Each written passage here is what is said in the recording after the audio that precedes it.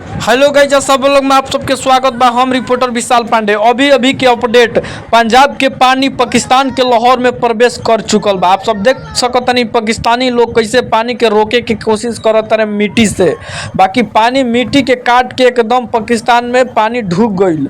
आप सबके बतावल चाहतनी बिहार के साथ साथ पूरे पंजाब बाढ़ के चपेट में बा। गंगा जी विकराल रूप ध के पूरे पंजाब के शहर गांव नगर देहात में एकदम पानी बाढ़ के प्रकोप छा गईल बा। देखी पंजाब के पानी कैसे पाकिस्तान लाहौर में ढुक रहल बा। आप सब देखी नज़ारा, पूरा वीडियो में बनल रही। आप सब देखी नज़ारा, पंजाब में पूरे बाढ़ आ चुकल बा दोस्तों।